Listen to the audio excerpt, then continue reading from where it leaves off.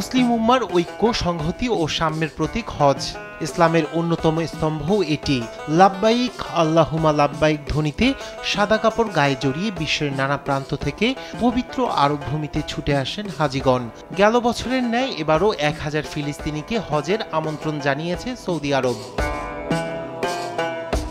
Israeli হামলায় স্বজন হারানো এসব ফিলিস্তিনিকে সৌদি বাদশাহ সালমান বিন আব্দুল আজিজের পক্ষ থেকে হজের জন্য আমন্ত্রণ জানানো হয়। নিহতদের স্বজন ছাড়াও যেসব ফিলিস্তিনি পরিবারের সদস্যরা ইসরায়েলের কারাগারে আটক রয়েছেন অথবা হামলায় আহত হয়েছেন, তারাও এ বিশেষ সুবিধার আওতায় চলতি বছর সম্পূর্ণ বিনা খরচে হজ পালন করতে পারবেন।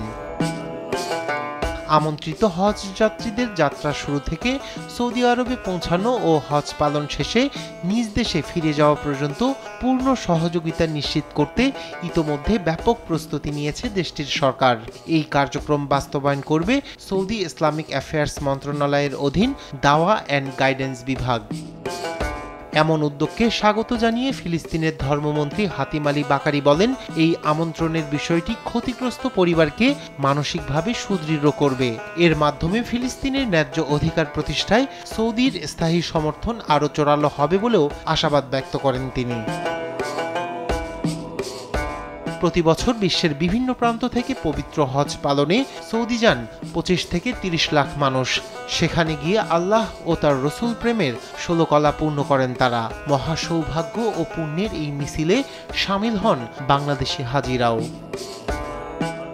রায়হান কবির শুভ্র, নিউজ ডেস্ক, দেশ টিভি।